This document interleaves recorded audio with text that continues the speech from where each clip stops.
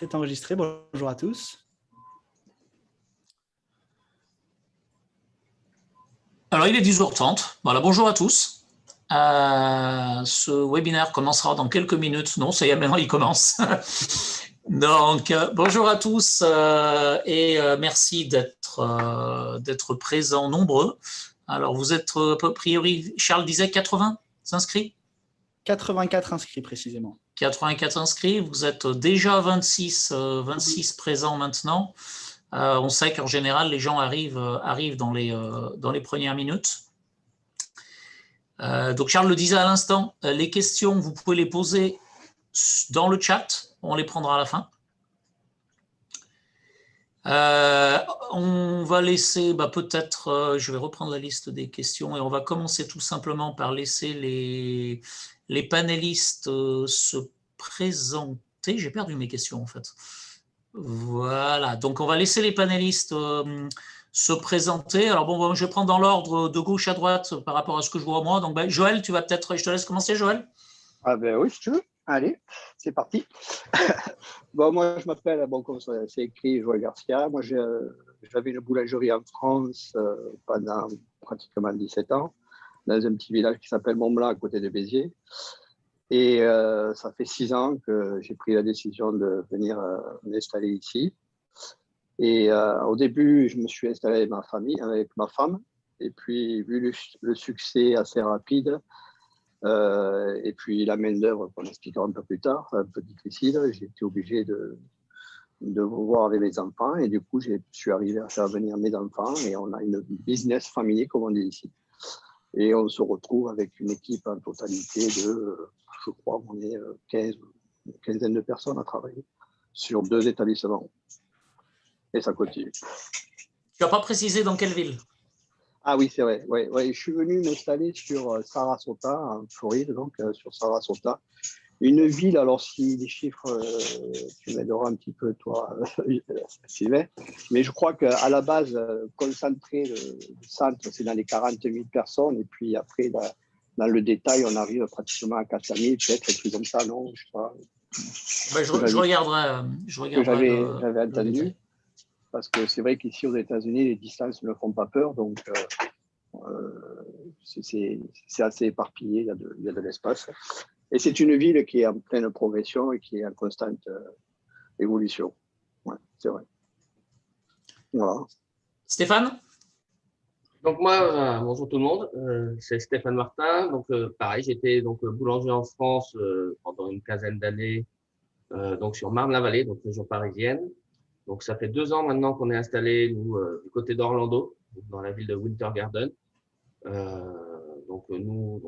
C'est assez récent, donc on a un bon succès aussi, on a une dizaine de personnes à travailler, quoi, donc à peu près 8 salariés en plus de moi et ma femme.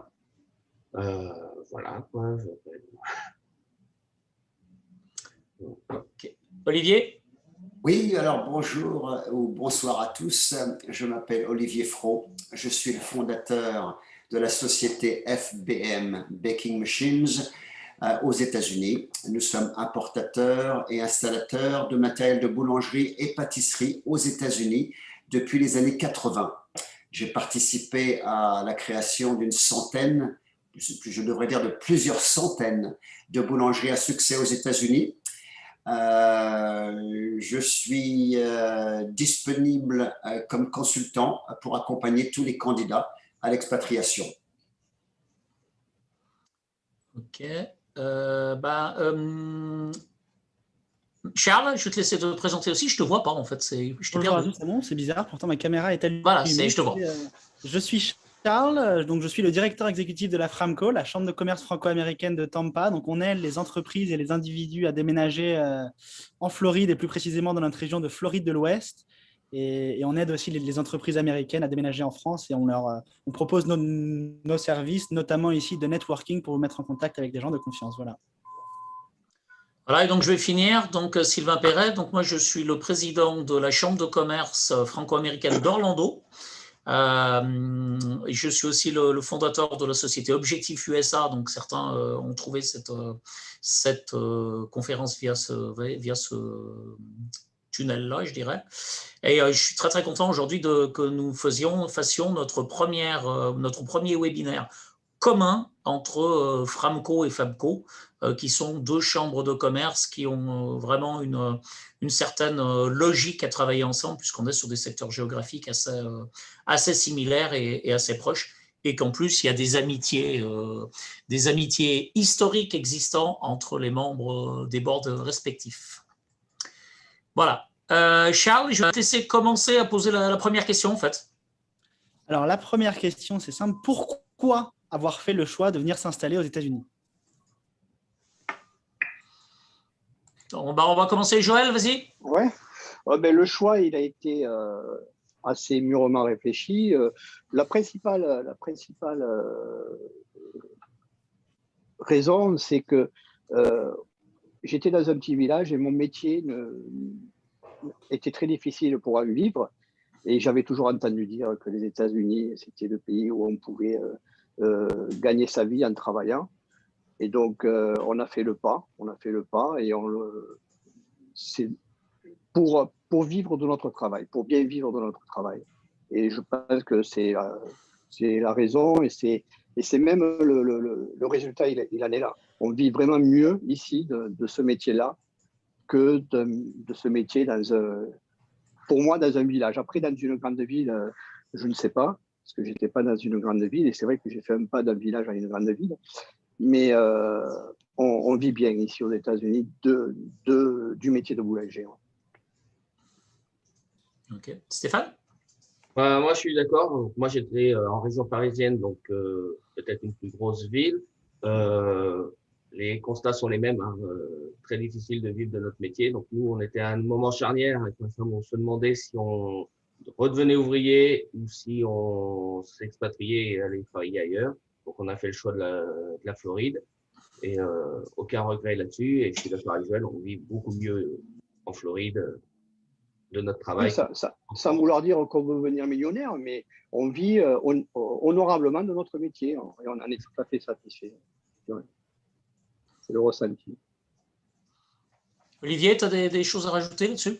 Bon, il est vrai que les commentaires de Joël et Stéphane ont l'air d'être très similaires à tous les commentaires que j'ai l'habitude d'entendre. Le plus important, c'est de comprendre qu'aux États-Unis, on peut faire du bon argent, peut-être même voir faire fortune.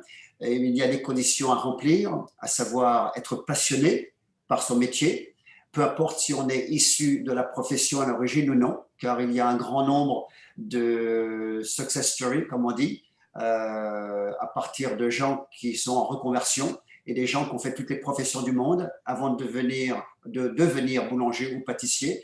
Donc, être animé par une passion et surtout comprendre l'importance de l'accueil.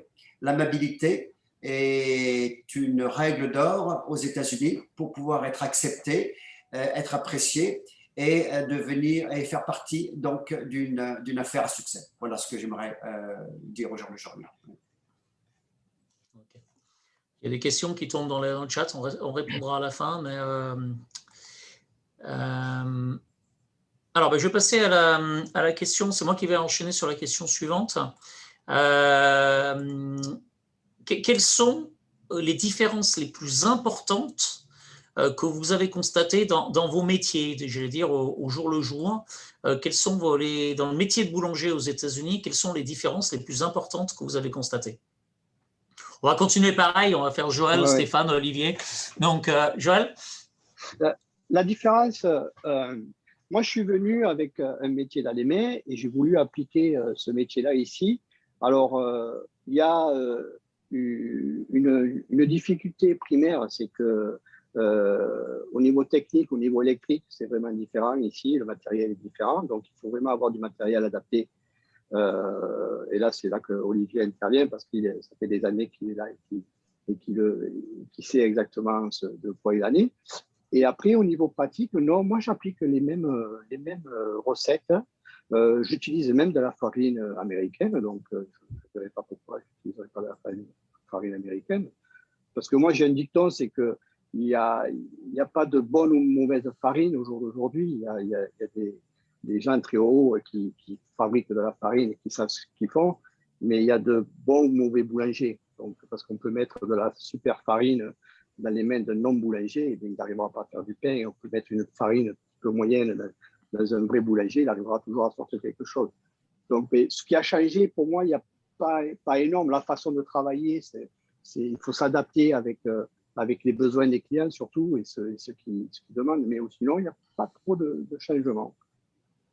Pas trop de différence. Stéphane? Parce qu'on a des produits. Pardon, excusez-moi. C'est parce que quand même, c'est vrai que j'utilise les produits de base américains, mais après, quand on veut rentrer dans la technique, j'utilise du beurre français parce qu'ici, on n'arrive pas à trouver du beurre de tourage pour la pâtisserie et pour les croissants américains. Et c'est vraiment la qualité. Quand on veut avoir des produits de qualité, on se retourne vers les produits français, européens, belges, du chocolat ou du chocolat français aussi. Mais sinon, les produits de base, la farine en elle-même, je ne suis pas mécontent de la farine américaine.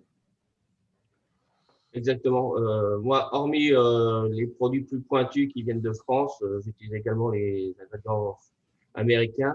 Peut-être une différence qui est la régularité des fournisseurs. Il y a souvent des manquants dans les produits, sans être forcément prévenus. Donc, tu sais, je ne sais pas si toi, Stéphane, ça t'arrive, mais mon représentant me disait, la Floride, on est au bout du monde un petit peu. C'est vrai que les gens, les livreurs et les entreprises, quand ils arrivent en Floride, après, ils repartent. On n'est pas de passage. C'est peut-être un peu pour ça. Je ne sais pas si dans les États, si Sylvain a des gens qui ont des établissements dans d'autres États que la Floride, mais je crois que dans d'autres États, il n'y a pas trop de difficultés, je pense, parce qu'on est toujours au bout du tunnel. Après, c'est facile aussi de s'adapter. On fait un peu plus de stock et puis. Exactement. On est toujours avoir un stock tampon. Ouais. Exactement. Bon, mais sinon, voilà. À part la taille des viennoiseries que j'ai grossi un peu par rapport à la région parisienne, c'est les mêmes recettes qu'en France. Et pour les pâtisseries, c'est exactement la même taille également. Sur la question de la livraison et de la Floride, alors effectivement, et encore, alors oui, Orlando, c'est déjà peut-être un peu moins. Orlando est quand même un hub de livraison. C'est vrai que Sarasota, on commence à être déjà un petit peu plus loin. Donc forcément, au niveau de la supply chain, c'est plus délicat. C'est vrai que les États, il y a vraiment des très très grosses plaques tournantes aujourd'hui qui sont des plaques tournantes, par exemple comme Houston ou comme Nashville. Qui sont des villes qui sont centrales aux États-Unis. Donc, quand vous êtes basé, par exemple, à Nashville, vous êtes quand on parle en camion, vous êtes à 2 jours un peu de tout. Maintenant, c'est vrai que si vous avez typiquement un fournisseur qui est dans l'État de Washington, alors je ne parle pas de la ville de Washington, de l'État de Washington, donc qui est à Seattle, et qui vous commandez ce produit à Seattle et que vous le voulez à Orlando, en camion, c'est 5 jours. Donc c'est vrai que vu la taille du pays, c'est vrai que pour la question des fournisseurs, ça peut avoir un impact. Oui, et puis même quand ils ont des stocks, quand ils ont des entrepôts stocks tampons, aussi bien à Orlando ou quoi, ça vient peut-être de New York, mais il y a un camion qui vient de New York une fois par semaine, donc il faut prévoir les commandes à l'avance. Et pour peu qu'il y ait l'hiver avec de la neige, le camion il a du retard et c'est tout. Oui, c'est vrai. Mis à part les notions d'ingrédients qui ont de l'importance, je pense que le facteur numéro 1, pour ce qui me concerne, c'est de faire comprendre à tous les candidats qui arrivent de France qu'un concept de boulangerie traditionnelle à la française ne va pas forcément se dupliquer aux États-Unis de la même manière. Il y a ce qu'on appelle ici bakery café. Ce sont 2 mots-clés. Et dans la plupart des cas, on va créer donc un concept qui est défini sous les 2 mots-clés bakery café. Et qu'est-ce que cela veut dire? Ça veut dire un concept de magasin qui peut ressembler à un magasin traditionnel à la française avec des comptoirs de présentation, un personnel de vente avec un uniforme adéquat, mais surtout des places assises confortables pour une consommation sur place.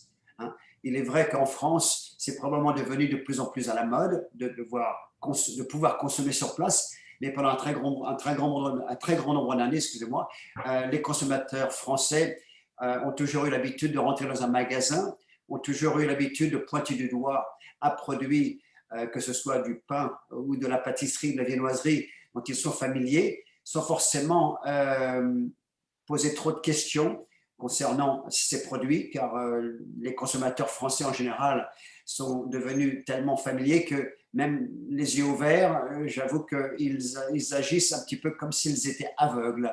Ils ont tellement l'habitude de rentrer dans le même magasin et de reconnaître les mêmes produits dont ils ont l'habitude de consommer, alors qu'aux États-Unis, il faut se préparer à l'idée que nous, nos consommateurs américains ou résidents aux États-Unis n'auront pas le même comportement. Lorsqu'ils rentreront dans un de nos commerces, à chaque fois, ce sera une nouvelle expérience. Il faut donc les aider à comprendre, comment dire,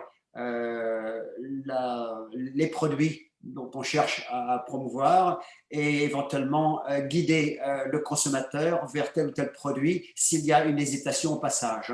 Donc, ne vous attendez pas à ce que les consommateurs reconnaissent immédiatement des appellations ou qu'ils reconnaissent le contenu, les ingrédients d'une pâtisserie. Donc, attendez-vous à aider et accompagner le consommateur de manière à le mettre à l'aise et à le mettre en confiance, et permettez-lui de rester sur place, de s'asseoir, de consommer, car il appréciera non seulement le goût des produits, mais il appréciera l'ambiance à bord.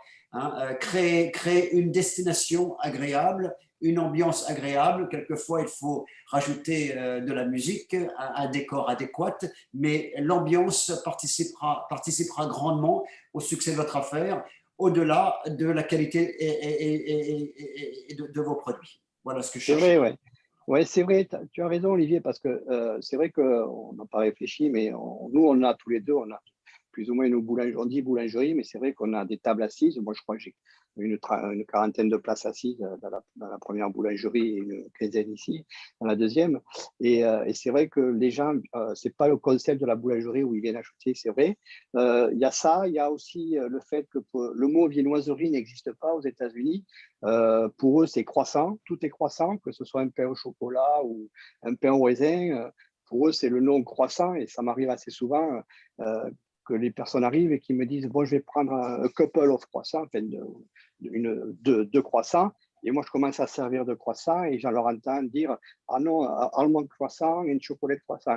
Ah oui, c'est vrai, c'est pas deux croissants qu'ils veulent, c'est deux viennoiseries. Et c'est des trucs comme ça qui font, ouais, c'est vrai qu'il faut s'adapter. Ouais. Moi, je suis peut-être une exception parce que j'ai que 2 places assises et je suis en take-out. J'ai vraiment le concept pour l'instant de la boulangerie française pure et dure, c'est-à-dire un gros rayon de pain, viennoiserie. Alors, pour moi, comme mes clients, la viennoiserie, c'est de la pâtisserie. Donc, que ce soit un éclair ou un croissant, c'est la même chose. C'est pareil, voilà, c'est ça. Ouais, ça. Mais, donc, voilà. Donc, c'est vrai qu'on commence à réfléchir à avoir des places assises aussi, mais pour l'instant, on tourne très bien juste en take-out. Ouais, non, ça s'explique par l'historique aussi. Hein. Moi, je connais vos deux affaires, ça s'explique par l'historique. C'est vrai que Stéphane, tu as repris une affaire existante qui était formatée effectivement beaucoup autour du pain et entre autres vente aux professionnels à l'époque, alors que Joël a créé. Donc Joël, comme il a créé, et d'ailleurs tel que tu as fait le local de Joël, c'était un local qui, à l'époque, accueillait des clients assis. Donc ça vient en fait de vos historiques. Moi, ça m'a évoqué deux choses, ce que vous avez dit et ce qu'Olivier a rajouté. Olivier a parlé donc effectivement de ce qu'on appelle ici la shopping experience. La shopping experience, c'est-à-dire que les gens, effectivement, ils veulent une expérience en même temps. Donc, c'est vrai que vous, tous les deux, vous misez sur, effectivement, le français, le produit français à fond. Ça fait partie de la shopping experience. Donc, des tours Eiffel partout, comment elle s'appelle, Edith Piaf en fond, etc. Ça fait partie de la shopping experience, ça fait partie du produit, ça. Oui, c'est vrai parce que il y a aussi une chose, c'est que les Américains sont habitués à énormément de chaînes. Et donc, alors que quand ils arrivent dans une boulangerie française, chacun vient avec son identité. Moi, j'ai mon identité, Stéphane, il a son identité. Donc, quand il rentre dans une boulangerie française, c'est vraiment un concept différent. Moi, c'est vrai que je mettais la radio Nostalgie française dans l'établissement. Je parlais français. Les gens ma femme, on parlait français. Donc, ils rentraient dans Ma déco, je l'ai faite comme je le sentais, comme j'avais envie. Donc, je ne me suis pas américanisé là-dessus. D'ailleurs, je n'ai rien américanisé du tout. Et c'est vrai que les gens, quand ils rentrent, déjà, rien que quand ils rentrent et qu'ils voient la vitrine avec des pâtisseries, ainsi de suite, qu'ils entendent derrière le comptoir parler français, qu'ils entendent après un fort, oh oui, même la musique, elle est française, ils voyagent déjà. Déjà, les gens voyagent. Et c'est ce qu'ils recherchent, en fait. C'est la shopping experience. Ouais. Et l'autre élément qui m'a fait sourire, effectivement, quand vous parliez effectivement des noms des produits, moi, par exemple, ici, la première fois que je suis rentré dans une boulangerie française, qui d'ailleurs, pour le coup, était tenue par des Américains, et je vois un magnifique millefeuille, et je commence à tenter d'expliquer 1000, le mec, il me regarde, etc., puis je montre le truc, un Napoléon. Ouais. Un Napoléon. Je ne savais pas que ça s'appelait Napoléon avant. Ici, voilà, le millefeuille, c'est le Napoléon. Bon, ok, très bien. Je ne sais pas si ça. Chez Napoléon, c'est peut-être Napoléon qui l'a inventé, j'en sais rien, mais bon. Non, je crois que c'est parce que c'était l'une des pâtisseries préférées, ils disent, les Américains. C'était l'une des. Pour eux, enfin, un client m'a expliqué que c'était parce que pour eux, les Américains, c'était le gâteau préféré de Napoléon. D'accord, bon, bah, ok. On cherchera l'historique. On cherchera l'historique, ouais. On va passer à la question suivante. Pardon, vas-y. Oui, je vais me rajouter quelque chose que je considérais de grande importance. Les Américains ou les résidents aux États-Unis, puisque toutes les communautés du monde sont représentées aux États-Unis, nous achetons avec les yeux. Donc, il est nécessaire de flatter les yeux. Les gens reviendront chez vous s'ils ont eu une bonne expérience auparavant. Ils auront peut-être une mémoire du goût, mais quand ils reviendront chez vous, il faut rebelote les flatter, plutôt que flatter leurs yeux. Donc, le merchandising, on dit, je prends en français, l'achalandage, la présentation des produits, a une grande importance.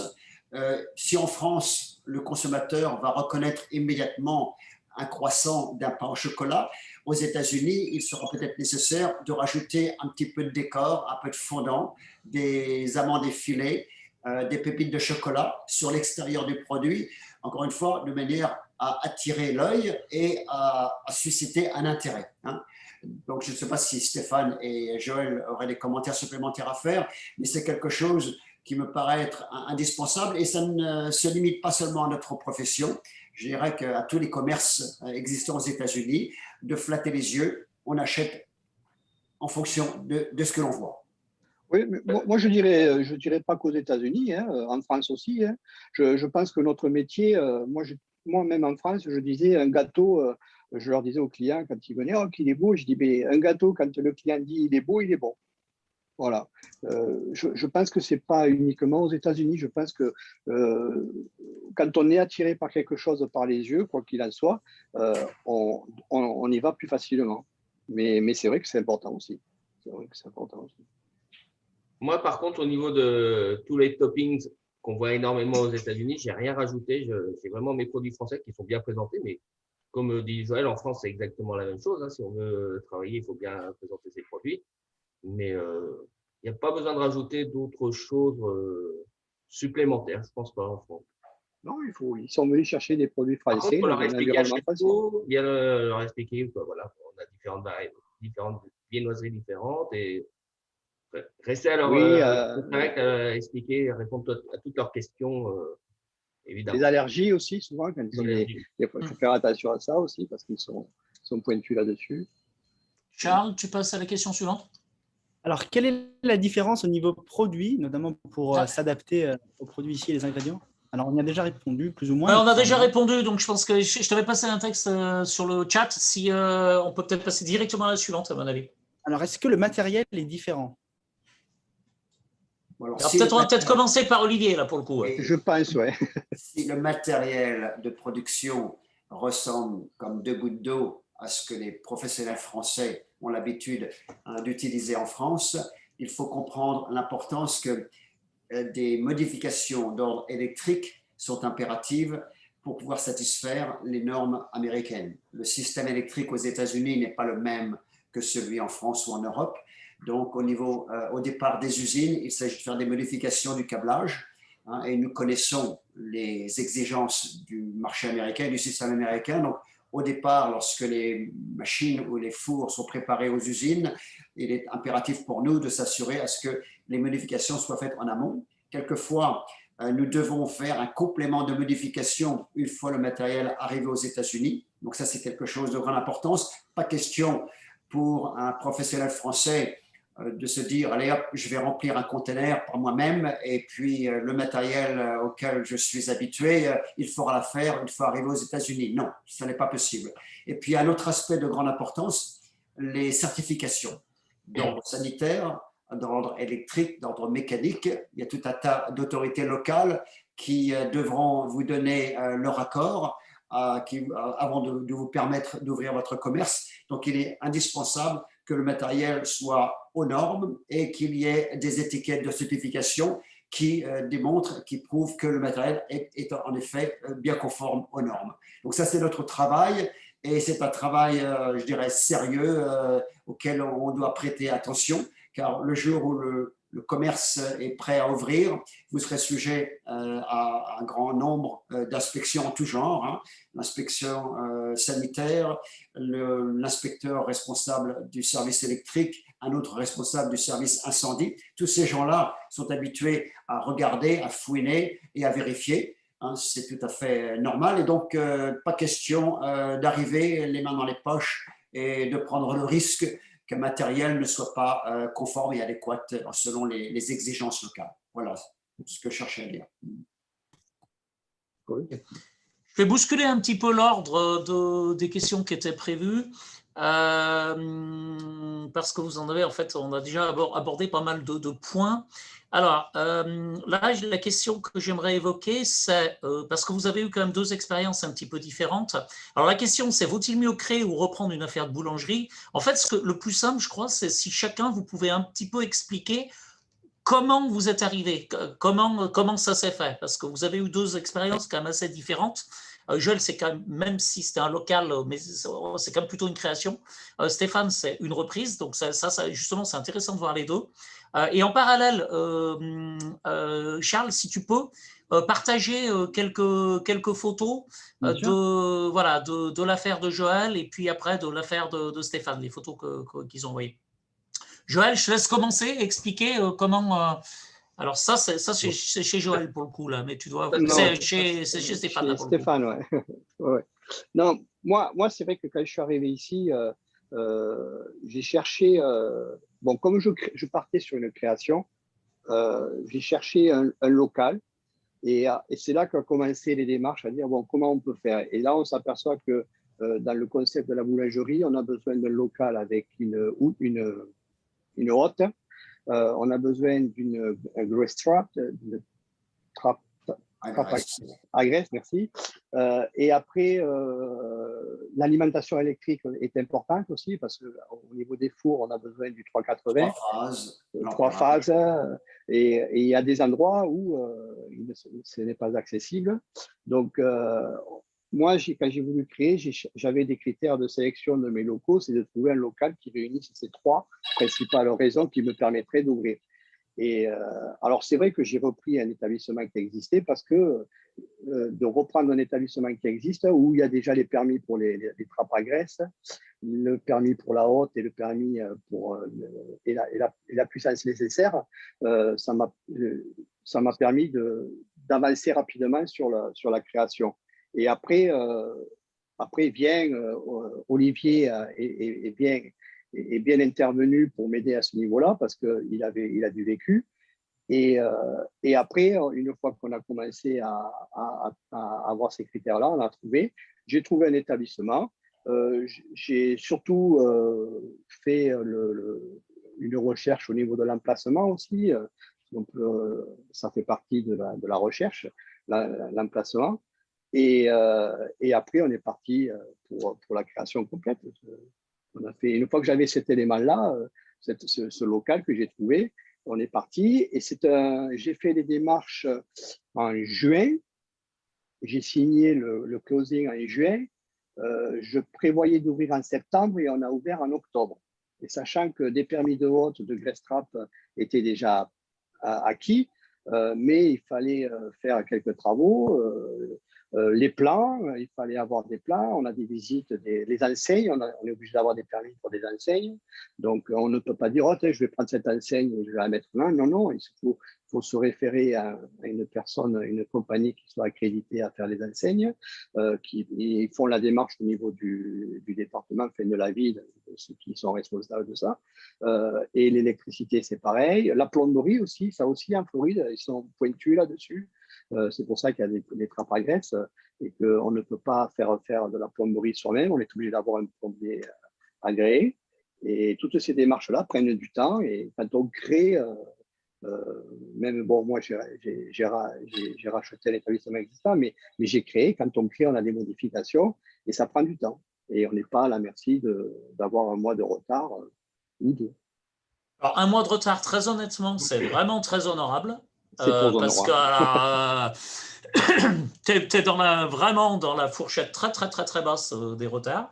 Un mois de retard, c'est extrêmement honorable.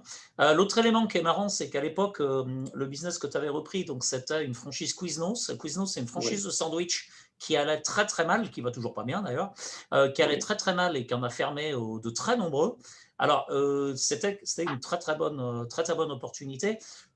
Pour le coup, regardez actuellement les Subway, parce qu'il s'est déjà fermé 1000 Subway dans les 2 dernières années aux États-Unis, et l'hécatombe n'est pas près de finir. Subway va mal, Subway traite très, très, très, très mal ses franchisés. Donc, Subway, c'est aujourd'hui l'établissement de restaurant qui a le plus d'établissements au monde, avec de mémoire 32 000 Subway, quelque chose comme ça. C'est des franchisés. Par contre, c'est la fuite. Tous les Subway, il y a énormément de Subway en vente et ils vont très mal. Donc, pour le coup, il y aura certainement des affaires à faire sur des Subway.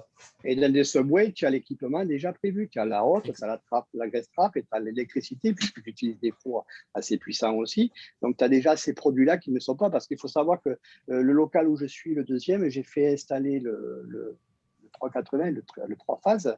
C'est pas moi qui l'ai financé, c'est le propriétaire, il me l'a financé, mais ça lui a coûté, si ma mémoire est bonne, dans les $18 000. C'est pas une petite somme. Donc, et l'électricité était pas loin, était de l'autre côté de la rue. Que s'il faut aller tirer un peu plus loin les lignes, je pense que c'est entre 20 et 30 $. Et ça pèse lourd sur un budget. Donc, c'est pour ça que des fois, il faut bien regarder. C'est là où je fais mon attention, c'est là-dessus. Moi, mes 3 critères qui m'ont fait sélectionner, c'est ça, c'est là où on peut gagner du temps et c'est moins €, parce que même une haute, je ne sais pas combien ça peut coûter, Sylvain, toi, tu as peut-être une idée, mais si on fait installer une haute dans un toit, c'est pareil, c'est au moins dans les 15 000 $, un truc comme ça. C'est clair.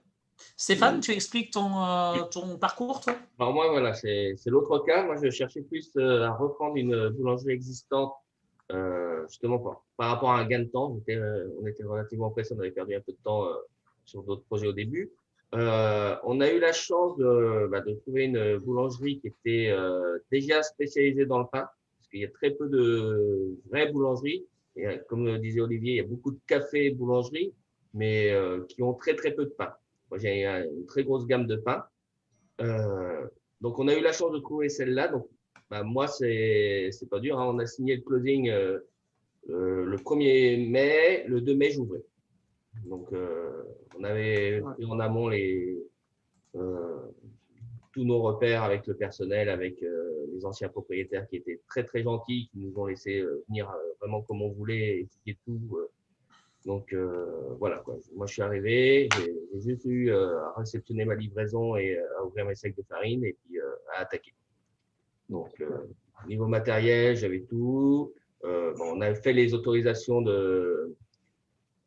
des licences de la ville et du county, forcément, pour déclarer notre commerce. Mais hormis ça, moi, tout était déjà clé en main. Là, la particularité quand même de Stéphane, puisque j'ai bien suivi le dossier très très près, la particularité quand même là en l'occurrence, c'est que les gens qui géraient cette boulangerie n'étaient pas du tout du métier. Cette affaire avait été créée par quelqu'un du métier qui d'ailleurs avait fait une très très bonne gamme de pain, vraiment une belle gamme de pain. Ils ont revendu cette affaire à un couple de Bolivie ou de Colombie ? Colombie. De Colombie. Alors, de mémoire, lui était médecin, Avocat. elle avocate. Ou alors c'est l'inverse. Lui était avocat, elle était médecin. Elle était médecin et en fait, quand on les a rencontrés, ce couple-là, ils étaient à l'agonie. Parce qu'ils perdaient du chiffre d'affaires mois après mois. Et puis, ils n'étaient pas du tout du métier. Ils s'étaient fait tout un monde que voilà. Mais là, concrètement, ça ne marchait pas du tout et ils repartaient dans leur pays. Oui, ce que j'aimerais rajouter, c'est qu'en fait, c'est une affaire de budget. Hein. Selon son investissement initial, il faudra se diriger vers différents types de scénarios. Si on a un petit budget, ces derniers temps, je recommande à mes clients d'être à la recherche d'un petit commerce à la vente. Ça pourrait être un petit café, un petit restaurant, quelque chose comme Joël a défini auparavant, avec un peu de chance de faire un achat pareil à moins de 100 000 $. Hein. Celui qui a à sa disposition un budget beaucoup plus important, il peut se permettre de louer un local nu, mais il doit se préparer à dépenser un budget travaux d'aménagement intérieur relativement conséquent. Il me paraît être indispensable de dépenser au jour d'aujourd'hui un minimum de 150 à 200 000 $, ne serait-ce qu'en travaux d'aménagement intérieur. S'il s'agit de finir le sol, les murs, le plafond, de construire des toilettes, d'amener tout ce qui est plomberie, électricité, fumisterie, etc. On a vite fait dépenser entre 150 et 200 000 $ en faisant très, très attention. Hein. Donc, si vous avez la chance de trouver un petit commerce plus ou moins boiteux que vous pouvez acquérir pour moins de 100 000 $, ça peut être une source d'économie très importante. Hein. Vous n'avez plus besoin de corriger ou de changer le sol, les murs, le plafond, les toilettes sont existants. Héritez et optimisez et arrangez-vous pour récupérer tout ce qui est plomberie, électricité à votre avantage et ainsi le poste de travaux devient réduit au minimum. Hein. Maintenant, si vous avez un budget beaucoup plus conséquent à votre disposition, imaginons entre 300 et 500 000 $, là la porte est ouverte à trouver un local en or. J'ai plaisir à définir un local en or, en argent ou en bronze. Hein. Et je crois que c'est une loi universelle dans l'immobilier. Hein. Si vous trouvez un local en or super bien placé, avec des espoirs de chiffre d'affaires, comment dire, imbattables, là, la tentation est grande. Hein. Vous signez un bail, un lease, le loyer risque d'être conséquent, mais si les espoirs de chiffre d'affaires sont là et presque garantis, la tentation est grande. Mais encore une fois, il faut être prêt à dépenser suffisamment d'argent pour aménager le local. Quelquefois, il s'agit en même temps de satisfaire le propriétaire. Quelquefois, le propriétaire a des exigences quant à l'aménagement, à la finition de son local. Si toutefois le locataire devait capoter au fil du temps, le propriétaire entend récupérer ce local à sa manière. Hein. Donc, un budget conséquent pour les travaux, un budget conséquent en matériel, en achat de matériel, et donc on arrive rapidement à un budget total qui dépasse largement les 350 000 $. Donc, ça, c'est une autre approche. Et puis, quelque chose que j'aimerais dire, c'est la personnalité de l'investisseur. Hein. On l'appellera investisseur, on l'appellera professionnel, on l'appellera opérateur. Sa personnalité a beaucoup d'importance. Est-ce que l'on est quelqu'un qui est du style animer un magasin, discuter le coût avec sa clientèle, ou on est plutôt quelqu'un qui aime être sur la route, à chercher des clients parmi les hôtels, les restaurants, les country clubs. Donc, en fonction de la personnalité de l'investisseur, choisissez un concept qui vous correspond, qui vous convient. Hein. Soyez à l'aise dans votre métier et si vous aimez faire du commerce, si vous aimez être sur la route et être à la recherche de clients dans la catégorie wholesale, c'est-à-dire vente à l'extérieur, eh bien, que votre personnalité corresponde à ce scénario-là. Voilà. Si je peux me permettre de rebondir aussi là-dessus, ce que tu dis, Olivier, c'est vrai que moi, en tant qu'artisan français, on avait une référence d'un prix d'un établissement en France en fonction du chiffre d'affaires et du matériel qu'il y avait à l'intérieur. Donc, et en arrivant ici, je me suis aperçu que peut-être Sylvain, tu ne vas pas être d'accord, mais c'est vrai que le chiffre d'affaires, ça a une importance, mais pas autant qu'en France.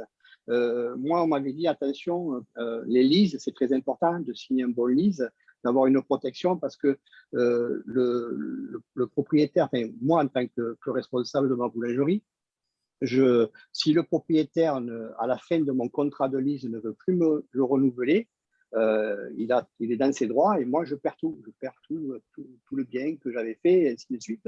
Et je suis obligé de rebondir. Alors, j'avais cette peur-là de chercher un lease et de me protéger. Donc, j'avais signé 5 ans et 2 fois 3 ans. Donc, j'avais signé un lease jusqu'à 11 ans. Donc, là, j'étais libre. Mais je m'aperçois après, par le fil du temps, que quand même, cette peur, elle est amoindrie parce que quand même, les propriétaires, quand il y a des gens à l'intérieur qui travaillent et qui vivent et qui continuent à payer leur loyer, mais ils n'ont pas envie de les faire partir quand même. Donc, c'est vrai que c'est moins important que ce que je pensais au début, mais il faut le signaler pour ceux qui veulent venir s'installer que le locataire, en tant que locataire, on est moins protégé qu'en France. Donc, je vais être totalement, tu disais, je ne vais peut-être pas être d'accord, non, mais je suis totalement d'accord avec toi. Alors d'abord, tu as dit 2 choses. La première chose, tu as dit que le chiffre d'affaires est moins important. Oui, parce que la valeur des affaires ici, elle n'est pas fonction du chiffre d'affaires, elle est fonction de ce que l'affaire gagne. Donc une affaire qui ne rapporte rien aux États-Unis, elle ne vaut rien. Vous pouvez dire, je fais 2 millions de chiffre d'affaires, oui, vous faites 2 millions de chiffre d'affaires, mais à la fin de l'année, vous perdez 100 000. Votre affaire, elle vaut 0.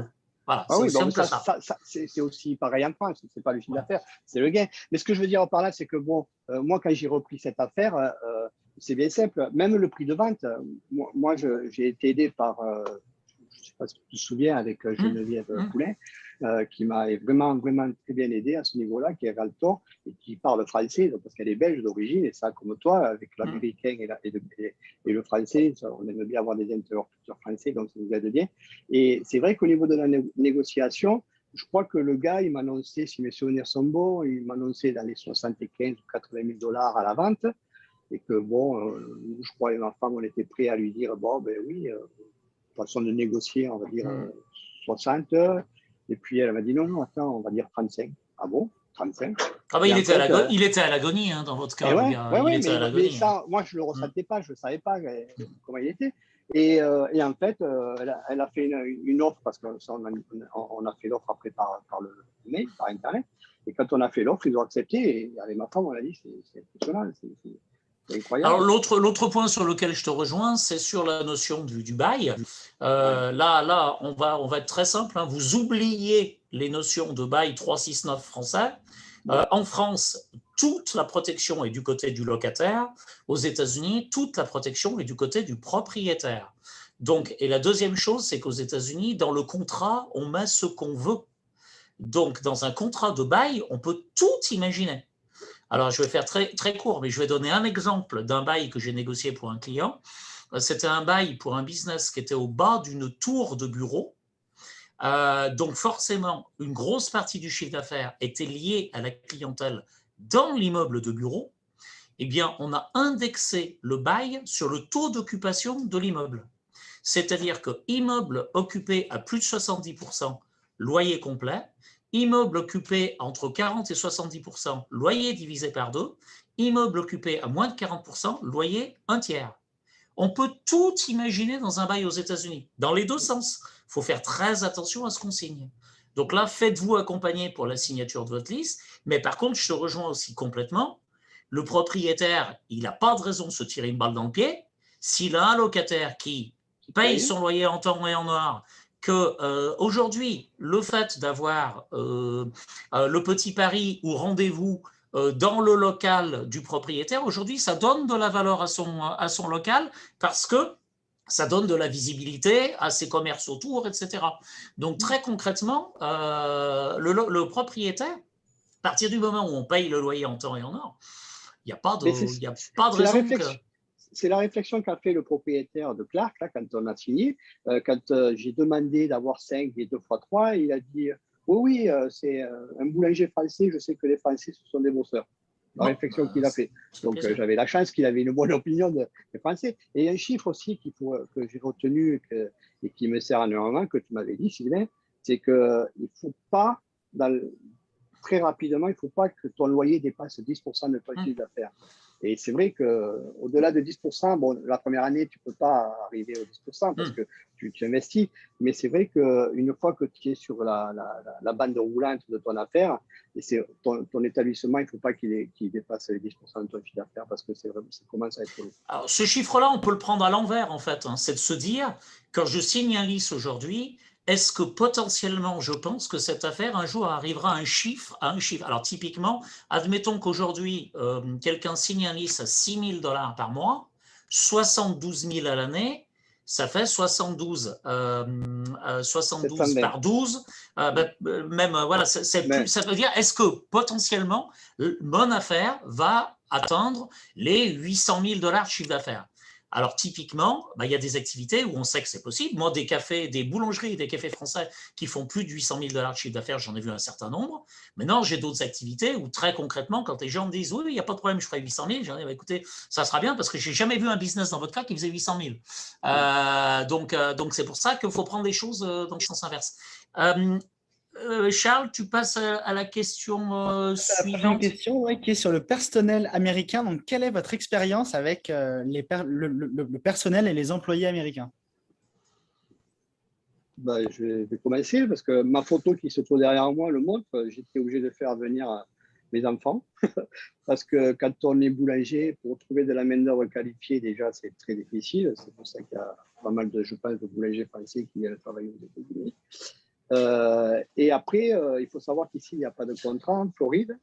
Donc, l'employé peut partir du jour au lendemain. C'est vrai que toi, tu peux lui dire au revoir, mais quand tu embauches quelqu'un, c'est que tu en as besoin. Donc, tu fais tout pour le garder. Mais l'employé, lui, c'est très difficile. Ma fille qui s'occupait de faire des entretiens, des interviews, elle le postait sur des réseaux pour faire des interviews pour serveuses ou n'importe quoi. Je crois qu'elle avait des fois 15 réponses qui disaient oui, on viendra tel jour, il s'arrangeait, et personne ne venait. Mais vraiment personne.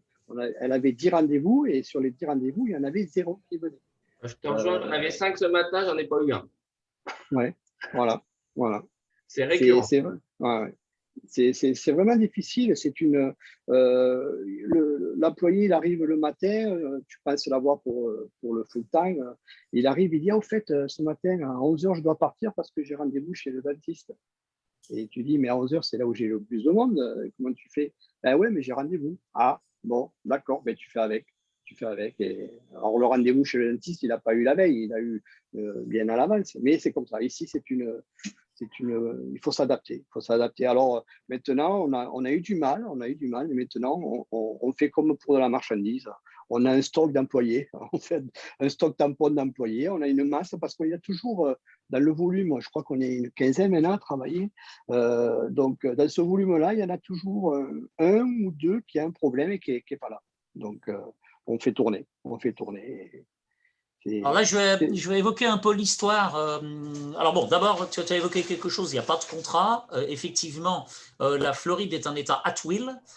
Qui dit État at will, dit État sans contrat de travail. Il y a des États où il y a des contrats de travail, il y a des États où il n'y a pas de contrat de travail. La Floride est un État at will. Donc, il n'y a pas de contrat de travail, surtout pour les petits jobs. Sur les gros, les cadres, etc., il y a généralement un contrat. Mais sur les personnes au comptoir ou même en cuisine, il n'y a pas de contrat de travail. Donc, ça, c'est un premier point.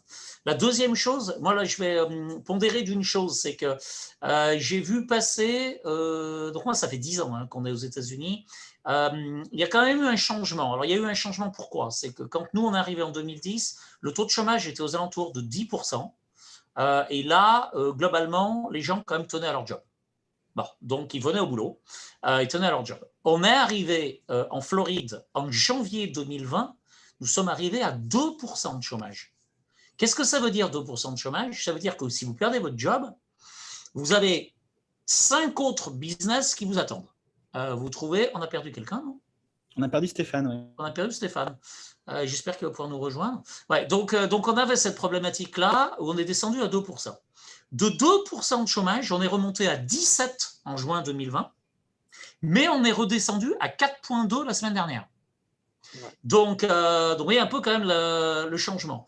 Alors, il faut aussi penser à une chose, c'est qu'il y a eu quand même, dans le cadre de la crise du Covid, il y a eu d'assez grosses prises en charge des salaires. Donc, il nous dit qu'il revient dans 5 minutes. D'assez grosses prises en charge des salaires par le gouvernement. On a le 23, ça finit le 26 juin. Le 26 juin, je ne sais pas pourquoi, mais j'ai quand même l'impression que les gens vont revenir au boulot. Donc, il y a quand même un phénomène un petit peu particulier qui s'est passé là. Bon, maintenant, espérons que… Mais c'est vrai que c'est très compliqué et les métiers de bouche sont les plus touchés. Les métiers de bouche sont les plus touchés, c'est une difficulté. Olivier, toi, tu as des retours de pas mal d'autres États. Donc, est-ce que tu peux parler des autres États? Je veux dire, à l'échelle du pays dans sa totalité, ça fait déjà un très grand nombre d'années que c'est établi. Tous les numéros 1 à bord, donc le chef, voire son second, son assistant, le numéro 1, le numéro 2, sont des gens très stables. Il n'y a plus de turnover. Ça n'existe plus de débaucher un chef. Un numéro 1 reste en place. Il va investir dans un logement, une maison, l'achat d'une maison. Il va commencer une famille avec des enfants éventuellement. Donc, son intérêt personnel, c'est de rester en place et de faire équipe avec le propriétaire. Maintenant, les propriétaires qui sont un petit peu plus prudents vont chercher à intéresser le numéro 1 à bord. Donc, sous différentes formes, un commissionnement, une participation aux actions de l'entreprise. Mais ce que je cherche à dire, c'est que si dans les années 80, voire les années 90, il était relativement fréquent de voir un numéro 1 passer d'une maison à l'autre parce qu'il souhaitait changer de région, parce qu'il souhaitait bénéficier d'une augmentation de salaire, ceci n'existe plus. Maintenant, un numéro 2 qui a été formé de zéro et qui est devenu un numéro 2 peut éventuellement avoir l'ambition de devenir un numéro 1 ailleurs. Mais il réfléchira 2 fois avant de se faire embaucher. Et il faudra qu'il y ait une augmentation de salaire certaine pour qu'il accepte de changer de job, pour qu'il accepte de changer de région, qu'il accepte de changer d'employeur. Donc ça veut dire quoi? Un investisseur, un entrepreneur qui crée de zéro une nouvelle affaire doit avoir sous la main un numéro 1. Soit c'est l'investisseur lui-même qui est le numéro 1, ou bien il doit embaucher un numéro 1. Donc, il doit jongler. Ces dernières années, il était fréquent de voir un numéro 1 venir d'Europe, un Français, un Belge, un Suisse, un Italien, un Espagnol, quelqu'un qui était qualifié dans la profession pour prendre le poste numéro 1. Et généralement, le numéro 2 était quelqu'un que l'on formait sur place, quelqu'un qui avait peu de connaissances, mais quelqu'un qui avait de l'ambition, quelqu'un qui avait de l'énergie, quelqu'un qui avait vraiment envie de devenir un numéro 2. Bon, il faut que le salaire soit aussi en conséquence. Et alors, le gros avantage aux États-Unis, c'est qu'au-delà du numéro 1 et du numéro 2, après, nous avons affaire qu'à des petites mains. Je ne sais pas si c'est l'expression utilisée en France, mais que des petites mains, des petits salaires, des salaires qui sont proches du salaire minimum horaire légal. Et souvent, ce sont souvent des gens d'origine latino, d'autres régions du monde que l'on appellerait developing world, et des gens qui ont envie de travailler et qui n'ont pas peur de mettre la main à la pâte.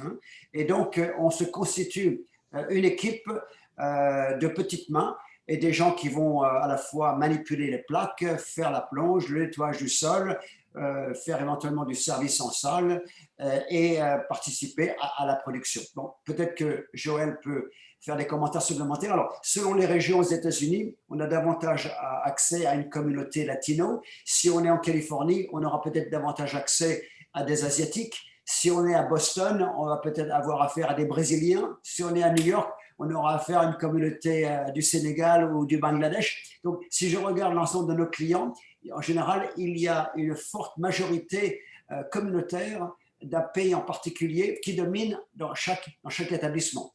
J'ai nommé quelques pays, fournisseurs de main-d'œuvre à moindre coût. Il y en a bien d'autres, mais bon, si les Latinos dominent en premier, les Mexicains, les gens originaires du Guatemala ou les gens originaires du Nicaragua ou de l'Honduras, il est fréquent de trouver ces gens-là dans les États du Sunbelt, mais jusqu'à New York, Washington. Vous allez à Washington, toutes les grosses affaires en boulangerie-pâtisserie ont essentiellement des gens originaires de El Salvador.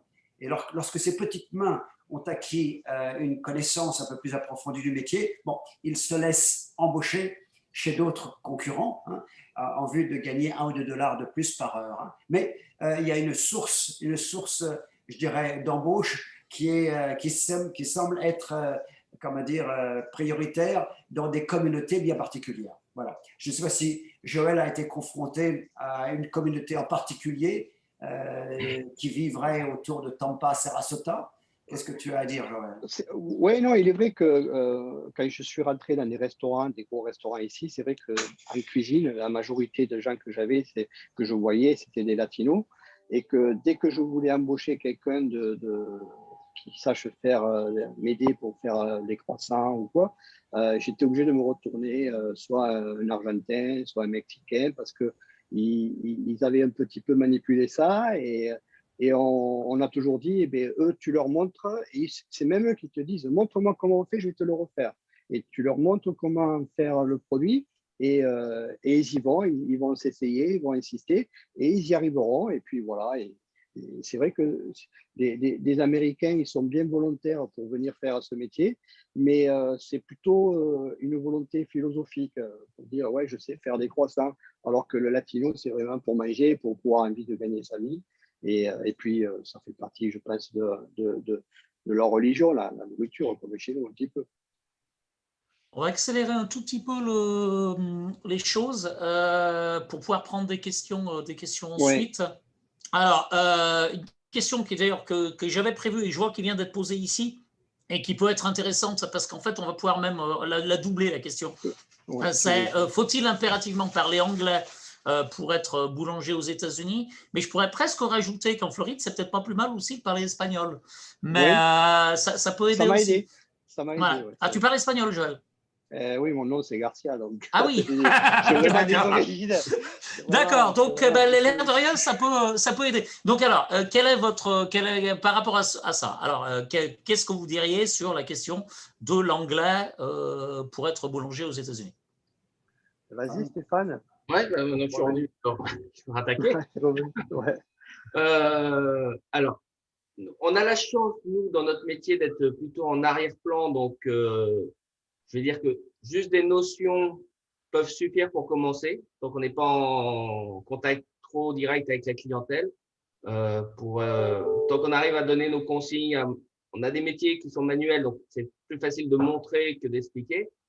Donc, ça aide énormément. Par contre, il faut quand même bien anticiper la chose, parce que je sais que pour moi, ça a été quand même relativement difficile et je m'y suis pris quand même quelques années avant. Donc, principalement, je pense au visa, qui est lui en anglais. Donc, il ne faut pas sous-estimer parce qu'on est boulanger l'anglais. Mais il y a des métiers, je pense que le niveau demandé sera largement supérieur au nôtre, quoi.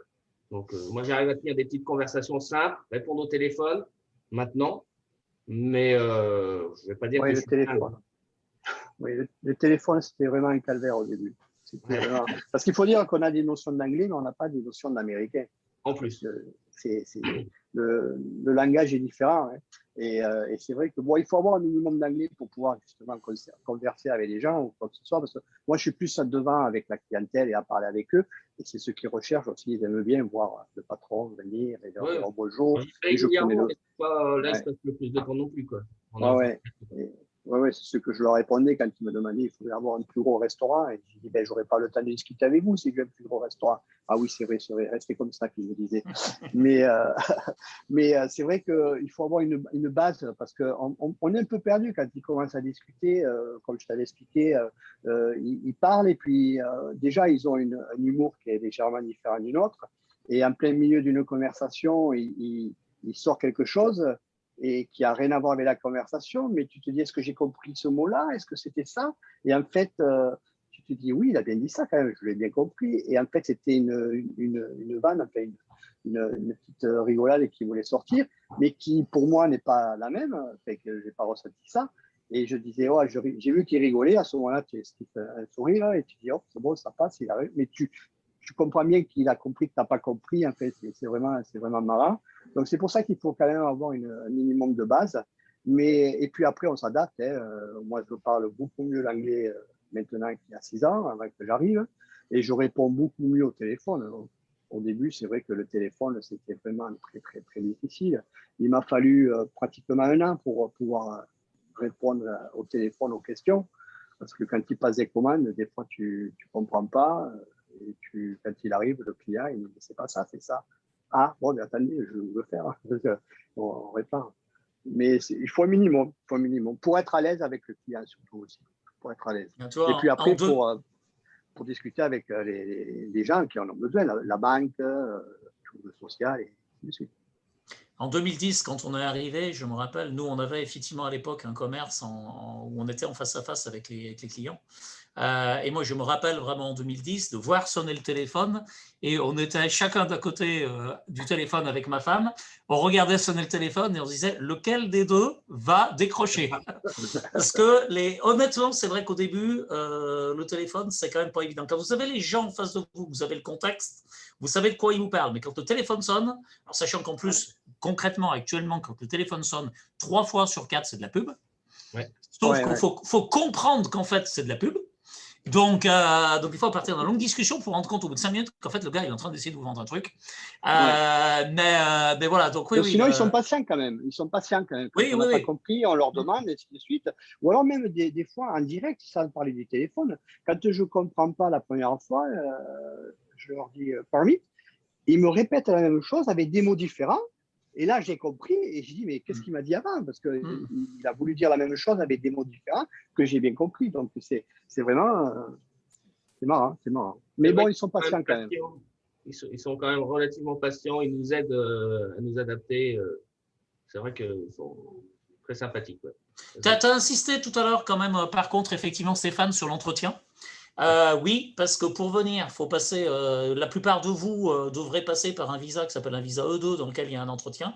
L'entretien, il y a quelques années de ça, certains officiers le faisaient faire en français. C'est plus du tout le cas. Moi, j'ai eu la chance, moi. Toi, c'était en français? Non, mais quand j'ai dit j'ai du mal un petit peu, elle m'a dit c'est pas grave.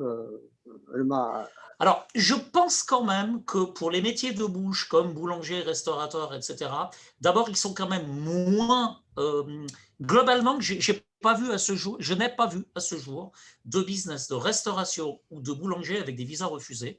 Parce que déjà, dans les critères de visa, il y a quand même le professionnalisme. Et globalement, un boulanger qui vient ouvrir une boulangerie aux États-Unis, je veux dire, ça fait sens. Donc déjà, toute la question du professionnalisme, elle est oubliée. La deuxième chose, comme vous l'avez dit tous les deux, ce n'est pas des métiers où on est forcément en front office. Vous avez du personnel qui est en front office et vous, généralement, vous êtes plus… vous n'êtes pas au four et au boulot. Vous êtes plus au four, en l'occurrence. Donc, globalement, je pense qu'il y a ça. Alors, dans le cas de Stéphane, ce qu'on avait fait à l'époque, c'est que, d'ailleurs, Aliasis peut-être aujourd'hui, Stéphane avait pris des cours avec une Américaine avec qui on travaille, qui est basée à Grenoble, qui s'appelle Christina. Et qui a mis un petit peu en place des cursus un peu spécifiques justement de préparation à l'entretien pour le visa E2. Donc voilà, ça aide. Ça aide parce qu'après, la problématique aussi de l'entretien, c'est de ne pas arriver non plus à l'entretien complètement crispé, stressé, et justement de ne pas arriver à répondre aux questions, pas à cause de l'anglais, mais par rapport au stress. Donc voilà. Oui, une chose importante, c'est quand même, c'est qu'il faut dire, c'est que ce soit Stéphane ou moi, on est venu faire notre métier en France. Donc, l'aspect pour le visa qui pouvait nous mettre la pression, dire est-ce qu'il va être accepté, on avait une assurance qui montrait qu'on savait ce qu'on allait faire. On savait dans notre façon de présenter et d'être présent, on était sûr de nous, de notre métier. Ça, c'est important aussi. Ah ben c'est clair, c'est clair. Charles, la suivante. Alors, et si c'était à refaire, est-ce que vous reviendrez aux États-Unis? Je pense que la réponse… Moi, sans hésiter, hein, il n'y a pas photo. Oui, j'avais peur quand je l'ai fait. Je m'étais dit, tu verras, dans quelques années, tu diras, si je l'avais fait plus tôt. Et puis je disais, non, si tu l'as fait à ce moment-là, c'est que tu l'as senti qu'il fallait le faire à ce moment-là. Et puis, c'est vrai qu'il faut pas précipiter les choses, il faut le faire quand on le ressent et quand on a les moyens, parce qu'il faut quand même un certain moyen. Mais si c'était à refaire, je le referais. même si la durée du visa au jour d'aujourd'hui est passée de 5 ans à 25 mois, c'est ça? 2 ans. 2 ans. Ouais, à 2 ans, même si elle est passée à 2 ans, je pense que je le referai, peut-être avec une appréhension un peu plus définie dans le sens où est-ce que la réussite va être programmée dans les 2 ans à venir, parce qu'il y a quand même, bon, moi c'est vrai que j'ai eu la chance de rapidement de réussir, même Stéphane aussi, je crois, pareil. Mais je pense que ça, c'est lié à notre métier.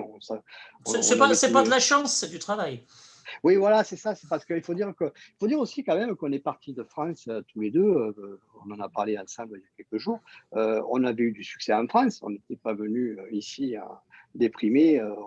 On est venu faire notre métier et c'est pour ça que je ne suis pas venu ouvrir un bureau de Realtor. Je suis venu faire boulanger parce que je suis boulanger. Ouais. Et ça, c'est important. J'allais dire, si cela peut être rassurant pour les prochains candidats à l'expatriation, sachez que parmi nos clients, je peux dire, personne n'est retourné en France ou ailleurs dans le monde entier, peu importe le pays d'origine, et le nombre d'échecs est pratiquement, comment dire, sur les doigts d'une main par rapport à des centaines de créations. Je ne me souviens pas d'avoir connu plus de 3 ou 4 échecs qui méritent la peine d'être commentés. Donc, les chances de succès sont définitivement là, à condition d'être bien entouré. Si je peux me permettre, constituer une équipe de gens qualifiés, des professionnels qualifiés qui vont entourer, encadrer, guider l'investisseur de manière à ce que tous les postes soient bien présentés dès le départ. Je pense à un agent immobilier, je pense éventuellement à un marchand de fonds de commerce, je pense à un avocat qui va constituer un dossier d'immigration, un équipementier. Éventuellement, mettez dans l'équipe un propriétaire qui tombe amoureux du locataire. Hein. Tout ça, ce sont des participants comment dire, qui vont jouer un rôle très important.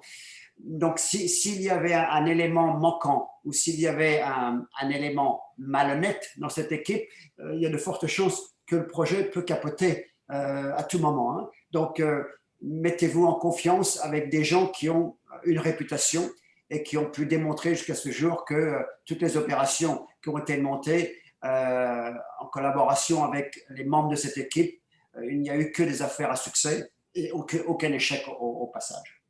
C'est vrai Stéphane, que… Pardon, vas-y Stéphane. Non, Stéphane, tu peux nous rappeler comment tu as convaincu ton propriétaire? Je lui ai fait des pâtisseries. J'ai profité de la cuisine à Sylvain pour faire quelques pâtisseries. Donc Paris-Brest, je sais pas ce que j'avais fait, tarte normande, quelques pâtisseries. Et lors du meeting, on l'a soudoyé. Alors, rendons à César ce qui est à César. C'est mon épouse Daphné qui avait soumis cette idée en disant le propriétaire, faudrait lui amener des pâtisseries. Et à mon avis, il signera. Parce qu'on nous avait dit que le propriétaire serait compliqué. On nous avait prévenu, on nous avait dit, le broker du vendeur nous avait dit attention, le propriétaire n'est pas facile. Ah bah, des propriétaires pas faciles comme lui, j'en veux tous les jours. Hein. Ouais, non, je suis bien content de lui, moi, honnêtement. Ouais, non, mais effectivement, non, ça s'était très très bien passé. Joël, je t'ai coupé la parole. Oui, non, c'est parce que c'est vrai que on n'y réfléchit pas, on n'y pense pas, mais c'est vrai que d'avoir été suivi par toi, Sylvain, sincèrement, honnêtement, tu vois, je retiens les choses que tu disais de 10% du loyer, des trucs comme ça. Le professionnalisme que tu nous as apporté, c'est vrai que ça m'a aidé. Olivier, pareil. Et ça, quand on est de l'extérieur, qu'on n'est pas dans le pays et qu'on est en France et qu'on est loin de tout et qu'on ne sait pas exactement comment ça fonctionne, d'avoir des gens comme ça qu'on sent que c'est professionnel et qui nous disent des choses et que tu te sens, bon, c'est quand même sérieux, on se sent rassuré. On se sent rassuré. On n'est pas venu… je me sentais rassuré, honnêtement, c'est vrai, ouais, j'ai dit, c'est quand même des choses qu'ils disent, c'est correct, c'est pas du vent, il n'est pas là pour vendre. Quand tu parlais, on voyait que vraiment, tu parlais vraiment de choses concrètes et que tu n'avais rien à vendre, en fait. Tu disais vraiment le truc. Et ça, c'est important, c'est ce que disait Olivier, c'est important d'avoir affaire à des gens comme ça qui sachent de quoi parler, de quoi il en est, et d'autant plus d'aider aussi pour les translations, j'allais dire, pour pour traduire en français les traductions. Olivier, ça n'est. Je te remercie encore, Olivier, de m'avoir traduit énormément de choses quand je te demandais, attends, on avait traduit notamment le bail, tu m'avais expliqué des détails sur le bail et tout. Et c'est vrai que quand on est maintenant ici, présent ici, et puis ça fait 6 ans, un bail, j'arriverai, celui du second commerce, je l'ai fait tout seul parce que je savais comment ça marchait. Mais quand on est en France, c'est vrai qu'on ne peut pas s'aventurer comme ça à la rigolade. Et il faut s'entourer de bons éléments. Et quand il en manque un, c'est vrai que là, ça peut en pâtir sur la réussite. Ouais, c'est vrai. Avant de commencer à répondre aux questions, deux éléments. Alors d'abord, ce que tu as évoqué, c'est un peu le but aussi de ces webinaires et des chambres de commerce, des 2 chambres de commerce. Voilà, c'est vraiment le but, c'est d'aider les gens, de donner de l'information, de donner du conseil. Très clairement, je pense que le leitmotiv de nos 2 chambres de commerce, et Charles confirmera, le leitmotiv, c'est qu'on ne veut pas voir des gens se planter. C'est aussi simple que ça. On ne veut pas avoir des gens se planter. Or, il se passe des choses, malheureusement, qui ne sont pas obligatoirement très, très correctes par moment. Donc là, le but de nos chambres de commerce, c'est de dire on ne veut pas voir des gens se planter. Donc ça, on donne de l'information. Ce webinaire, il est gratuit. Vous avez des professionnels de grande qualité qui vous répondent. Voilà, vous êtes boulanger, vous êtes pâtissier en France, vous avez un projet de venir aux États-Unis. En 1 heure, un peu plus d'1 heure de cette réunion, vous aurez quand même eu une qualité d'information énorme. Je rebondis sur un autre point très vite, c'est sur visa 5 ans, 2 ans. Alors oui, effectivement, dans un contexte bien particulier, les visas E2 pour les Français, on n'a pas de chance là, sur ce coup-là, sont passés de 5 ans à 2 ans. Maintenant, dans la boulangerie, à mon sens, ce n'est pas un problème. Ce n'est pas un problème, pourquoi? Parce que globalement, généralement, toutes les boulangeries que j'ai vues au bout de 2 ans étaient rentables. Donc, premier critère de renouvellement, rentabilité. Deuxième critère, les boulangeries, ça consomme de la main-d'œuvre. Vous êtes les 2, vous pouvez le prouver, vous avez des équipes conséquentes. Or, le but numéro 1 du visa E2, c'est de créer de l'emploi. Donc déjà, dans vos dossiers initiaux, dans vos business plans, on montre tout de suite que vous allez avoir besoin d'employés, parce qu'un boulanger qui fait 800 000 $ de chiffre d'affaires et qui est tout seul devant son pétrin et devant son four, ça n'existe pas. C'est consommateur de main-d'œuvre comme métier. Donc, renouvellement au bout de 2 ans, généralement, vous avez des bilans corrects si tout a été fait comme il faut, loyer correct et que vous produisez du produit de qualité, accueil correct, vous avez des bilans corrects et en plus, vous avez des équipes confortables. Donc, je n'imagine pas un dossier de visa E2 de boulanger non renouvelé. Donc oui, 2 ans, c'est pas drôle, mais dans ce contexte-là, honnêtement, ça ne devrait pas poser un problème existentiel. Non, c'est juste que c'est onéreux. C'est onéreux de renouveler les bails. Oui. Ouais. Alors, on espère des améliorations. On espère des améliorations dans ce domaine-là. Entre autres, des renouvellements à distance. Londres commence à proposer des renouvellements par Zoom. Donc, peut-être que Paris s'y mettra. Je ne sais pas, nous, pendant la pandémie, que j'ai été obligé de… Ah oui, toi, oui. Ça. Moi, ils ont refusé. On a fait 2 fois la demande. Ils ont refusé. Alors, Paris, malheureusement, pour le coup, Paris n'est pas l'ambassade la plus sympa. Alors, on espère que ça, c'est des choses qui vont évoluer. On attend un nouveau… l'ambassadeur de France, l'ambassadrice d'ailleurs, en l'occurrence de France aux États-Unis, a démissionné le jour de l'élection, enfin le jour de la prise de pouvoir de Joe Biden. Il n'y a pas de nouvel ambassadeur qui a été nommé. Sachant que les équipes des ambassades sont très très souvent à la couleur de l'ambassadeur. Donc si jamais l'ambassadeur est un peu… Et on a eu une ambassadrice quand même pendant 4 ans qui était quand même très très très très compliquée. Donc voilà. Je vais prendre des questions. Alors, quel est le but de la réunion? Je ne vais peut-être pas répondre à cette question maintenant. Si je comprends bien… Pour information, on a aussi beaucoup de questions dans le Q&A. Ah d'accord, ok, je n'avais pas vu qu'on avait ouvert le Q&A. Alors, on va prendre vite fait les premières. Si je comprends bien, il est difficile, voire impossible, de vivre du métier de boulanger en France, mais aux USA, oui. Bon, il y a certainement des boulangers qui vivent de leur métier en France. Ils vivent. Hein. Oui, bien sûr, bien sûr. C'est pour ça que j'ai bien précisé dans mon village de 2500 âmes, c'était difficile. On était 2, on s'entendait très bien, mais c'était très difficile. On vit mieux aux États-Unis. Pour résumer, on gagne mieux sa vie à taille de boulangerie équivalente. On gagne mieux sa vie aux États-Unis qu'en France. Oui, je fais plus quand même ici qu'en France. Okay. D'accord. Alors, que pensez-vous de s'installer aux États-Unis en tant que célibataire et donc pas d'épouse avec qui travailler? Il faudra en trouver une ici. Ouais, après, là, c'est plus facile pour avoir la green card. Et alors là, pour la carte verte, c'est génial, là, pour le coup. Pas de souci. Oui, c'est jouable. Oui, c'est jouable. Oui, on peut venir sans épouse. Avez-vous une idée? Avez-vous une idée du budget? Ça a été largement évoqué. Hein. Les plus petits budgets, c'est dans les 100, mais dès qu'on va partir sur des créations, il faut plutôt quand même viser dans les 300. Et puis après, sky is the limit. Ouais, il faut garder quand même un budget pour s'installer personnellement aussi. Hein. Il faut le prévoir aussi, hein, parce que ça coûte de l'argent pour s'installer. Le projet. Tous les voyages qu'on fait en amont, pour les visites, pour découvrir l'état qu'on veut être. Aussi, c'est un coup. Peut-on trouver facilement des fournisseurs? Là aussi, peut-on trouver facilement des fournisseurs? Vous avez répondu. Nous avons fait appel à Olivier Fro pour nous guider dans l'achat de notre équipement. Donc voilà, on a quelqu'un qui est une de tes connaissances, Olivier, a priori. Alors, d'après vous, ça c'est moi qui en ai parlé, d'après vous, un Subway serait un bon fonds de commerce à racheter? Alors non, on ne s'est pas compris. Un Subway, vous l'achetez, vous enlevez le panneau Subway et vous faites une boulangerie à la place. Parce que typiquement, par contre, les Subway actuellement, je le déconseille très très fortement à l'achat. Parce que Subway, ça va très mal. Alors, parliez-vous anglais? Ça a été un mot sur l'apport du comptable tax preparer. Qu'attendez-vous de ce type de profession? Et qu'il fasse des bilans corrects. Oui, c'est pas évident. Ouais. Surtout si on a des biens, en France et qu'il faut faire les déclarations comme on avait, c'est pas évident de s'entourer de bons comptables. Et là, on peut rien. Moi, je ne peux pas conseiller. Moi, je donne 3 noms. Alors, je ne vais pas les donner aujourd'hui. Vous me contacterez si vous souhaitez avoir les 3 noms. Moi, je donne 3 noms de gros cabinets de CP. Alors, 2 cas de figure. Premier cas de figure, vous n'avez que votre business aux États-Unis. Si vous n'avez que votre business aux États-Unis, un comptable américain, ça suffit amplement. Ça va très bien. N'importe quel comptable américain et ça va très bien.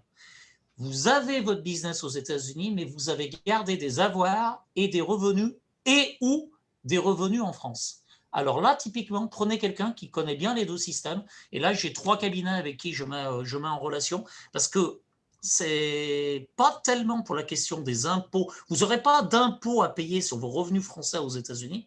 Par contre, vous avez des obligations de reporter certaines choses, dont votre patrimoine et vos comptes bancaires, etc. Et si vous ne le faites pas, les pénalités sont problématiques. Ce n'est pas les impôts en eux-mêmes, c'est les pénalités si vous ne reportez pas. Donc là-dessus, attention, parce que là, malheureusement, ça peut avoir des conséquences. Ça fait mal. Ouais, ça peut faire mal. Bon, alors on a vu pour ça. Alors, il y a beaucoup de questions aussi. Tiens, vas-y, je te laisse prendre la suite. Alors, il y a une Charles. question sur la farine utilisée ici, comparée à la France. Quelle farine utilisez-vous et quelle est vraiment la différence? Alors, moi, j'utilise une farine américaine, King Arthur.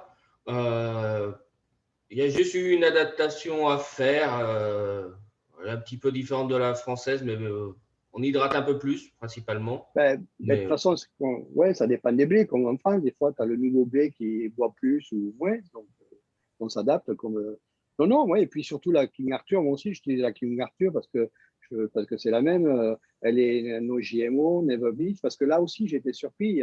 Ils javellisent la farine, apparemment. Ici, ils mettent du bromate. Alors que celle de King Arthur qu'on utilise, elle n'a jamais été javellisée, elle est toute naturelle, elle n'a pas de OMG, c'est ça? OMG, elle n'a pas d'OMG, elle est naturelle et les gens le demandent. Hein. Les gens sont surpris d'ailleurs quand on leur dit qu'on utilise la farine américaine, ils pensent qu'on utilise la farine française. Mais la farine américaine va très bien, il n'y a pas de souci. Oui, pas d'inquiétude. Depuis plusieurs années, il y a 3 ou 4 gros faiseurs, des meuniers qui produisent de la farine de qualité et qui sont réputés. Et vous avez maintenant à votre disposition des vraies farines biologiques hein, et en grand nombre. Et depuis un an ou deux, il y a une importation de farine française régulière. Donc, le choix est là. Oui, il y est, Ce ouais. n'est vraiment pas une complication. Même en Floride, c'est le bout du monde. Je veux dire, il y a un stock de farine qui arrive près de New York, dans le New Jersey, à 2 pas de chez nous. Et à partir de là, il distribue dans tous les États. Alors, la prochaine question. J'ai vu que beaucoup de boulangeries françaises proposent une offre de restauration pour le midi. Pour quelles raisons? Alors, je pense qu'on y a déjà un petit peu répondu, mais si vous voulez aller un petit peu sur le sujet, parce que je sais que Joël et Stéphane, justement, vous avez les deux côtés de ce… Oui. Moi, j'ai opté pour c'était mon but au départ. Je leur disais que, parce que j'avais vu qu'aux États-Unis, la boulangerie, c'est un peu comme ils font, je crois, à un moment donné en France, le brunch, là, où ils font des petits déjeuners. Et j'avais dans l'idée d'ouvrir une boulangerie avec de la sandwicherie et faire manger les gens sur place. Et après, j'ai suivi la demande des clients. Je ne pensais pas du tout faire des omelettes, mais je fais des omelettes. Ce sont des consommateurs d'œufs et de poulet aux États-Unis. Donc, je me suis mis à faire des omelettes. Mais je ne m'assimile pas comme au restaurant. Je reste toujours sur bakery, French bakery. Donc, ça reste toujours dans le concept et je fais du breakfast and lunch du matin jusqu'à 3 heures de l'après-midi. Ils aimeraient qu'on reste plus tard, mais non, parce qu'ici, à partir de 4h, 4h30, les gens vont au restaurant. Et au début, j'ai ouvert à 5h et c'était un défaut parce que les gens arrivaient à 5h pour manger en fait, une quiche ou quelque chose. Et j'avais du mal à fermer à 5h, je fermais à 6h, 6h30. Et c'est après coup que je me suis aperçu que parce que les restaurants ouvrent à 4h et que les gens viennent manger leur repas du soir à partir de 4h. D'ailleurs, ils font des happy hours de 4h à 5h pour les personnes un peu plus âgées. Et c'est du coup qu'on a commencé à fermer plus tôt et on ferme à 3h parce que sinon, on ne peut pas fermer. Mais c'était le but, ouais. Parce que la vente de pain en magasin, c'est comme disait Olivier ou Sylvain, je ne me rappelle plus, c'est vrai que ce n'est pas la même mentalité. L'Américain ne vient pas dans la boulangerie chercher du pain, il vient chercher la pâtisserie, il ne vient pas chercher du pain. J'avais une anecdote, je vendais la baguette moins chère qu'à Publix, qui vendait la baguette française. Je vendais moins cher qu'à Publix, je la vends toujours moins cher qu'à Publix, mais ce n'est pas pour ça que j'en vends 10 000, alors que Publix, ils vendent son pain, parce que les gens ont l'habitude de prendre le pain, leur fameux pain de mie, et ainsi de suite, comme ça. Il faut vraiment se décaler comme Stéphane, vraiment se dépareiller et faire vraiment un panel de pain à la recherche de chaque client. Moi, pour rebondir sur les places assises et les breakfast and lunch, moi, c'est plus un manque de place pour lequel je ne le fais pas encore qu'autre chose. Mais ça ne sera pas ma priorité non plus. Je préfère rester sur l'offre pain pâtisserie que faire ce que je sais faire. Parce que c'est vrai que je suis un cuisinier. Et par contre, oui, ça mériterait d'être développé un peu plus et on y réfléchit un petit peu. Mais, Alors, on se donne encore 8 minutes pour 1h52 ici, donc il doit être bientôt 20h en France. On se donne encore 8 minutes pour quelques questions. Et je vais prendre, et là, il y a quelques questions qui ont été rajoutées sur le chat. Le bio, ça existe. Ici, ça s'appelle organique. Oui. Il peut y avoir une offre bio, bien sûr. Oui, il y a la demande. Marketing, importance du marketing. Oui, c'est quand même, je veux dire, un business qui ne fait pas du tout de marketing. Après, il n'y a pas non plus nécessité le marketing, surtout le marketing local pour une boulangerie. Donc, ça va être très… Comment? Sur les réseaux sociaux. Oui, réseaux sociaux, marketing local, réseaux sociaux, etc. Oui, les réseaux avec Yelp, tout ça, là, c'est vrai qu'ils fonctionnent comme ça. Ouais. Tiens, quelque chose d'important juste à évoquer. Vous avez quelques sites ici, comme par exemple Yelp, TripAdvisor ou des sites comme ça, ils font et défont une affaire. C'est-à-dire que si vous avez des mauvaises reviews, d'abord, il faut répondre aux reviews. Quand on a une mauvaise review, quand on a une bonne review, on dit merci. Quand on a une mauvaise review, on répond et on dit on est vraiment désolé et on va rectifier le tir parce que les reviews, c'est très, très, très important aux États-Unis. Doit-on tout autofinancer dans le cadre d'un visa? Oui, c'est impossible de trouver un crédit. C'est aussi simple que ça. Et même après, c'est compliqué. Donc, ouais, ça c'est un vrai problème. Malheureusement, il faut autofinancer. Peut-on tenir une boulangerie sans être boulanger en embauchant un ou des boulangers français? Alors, là-dessus, je vais vous laisser parler. Moi, j'ai mon avis, mais je vais vous laisser parler. Moi, je pense pas. Moi, moi c'est pareil. Ouais, c'est vrai. Principalement, Vas-y. comme on avait abordé, il y a un turnover qui est énorme. On ne sait jamais qui sera là le matin. Il faut être capable de tenir n'importe quel poste. Et en plus, sans parler de la formation qu'on a à faire auprès des employés. Donc, Ouais, il y a cet aspect-là. Et puis, il y a cet aspect, c'est que si tu n'as pas du tout de notion de boulangerie et que tu n'es pas du tout boulanger, que tu dépends d'un boulanger, plus ou moins français ou un autre, c'est un élément clé dans l'affaire. Et si lui, il n'est pas là, tu perds tout. Donc, il peut avoir des exigences qui peut par la suite être un petit peu périlleux pour l'entreprise. Et nous, la chance qu'on a, que ce soit Stéphane ou moi, c'est qu'il y en a un qui est le plongeur n'est pas là, et on fait la plonge. Si celui qui fait les croissants il n'est pas là, on fait les croissants. On est polyvalent mais je pense que ce soit aux États-Unis ou ailleurs, c'est une des forces. Mais plus ici, parce que ouvrir une boulangerie aux États-Unis sans être boulanger, je le déconseille fortement. Olivier? Oui, en quelque sorte, ne soyez pas un investisseur tout simplement avec l'intention de faire du bon argent sans mettre les pieds dans l'affaire et sans avoir aucune connaissance de ce métier. Non, ce serait de la folie pure. Comme je l'ai dit auparavant, soyez animés par une passion. Ce n'est pas seulement la passion de manger des bonnes choses goûteuses, mais c'est aussi la passion de participer à la production et au management et à tous les postes liés à l'entreprise. Donc, si vous êtes à l'origine d'une profession complètement différente, faites l'effort de faire une formation rapide, une formation dans des écoles de boulangerie. Sous quelques semaines, voire quelques mois, vous pouvez obtenir une formation qui vous donnera suffisamment, je dirais, d'assurance et suffisamment de connaissances pour prétendre à être le numéro 1 à bord. Mais bon, il n'y a pas d'histoire. Vous aurez beaucoup de choses à apprendre sur le tas. Et dans les premières semaines, les premiers mois, vous apprendrez des choses que vous ignoriez au départ. Enfin, de préférence, entourez-vous de gens qui ont déjà une expérience professionnelle acquise. Donc, si vous êtes un investisseur en reconversion et qui a suivi une formation rapide dans une école de boulangerie en France, arrangez-vous pour embaucher au moins un professionnel qui a quelques années d'expérience. Donc, ce serait dommage de venir seul avec tout simplement une expérience de quelques semaines, voire quelques mois dans une école de formation rapide. Voilà ce que j'aimerais. Non, on a les meilleurs. Moi, c'est vraiment quelque chose que je dis. On fait des conférences en France tous les ans depuis 5 ou 6 ans. Et je dis régulièrement aux Français qu'on a les meilleurs artisans au monde. Les Français ont les meilleures écoles d'artisanat au monde.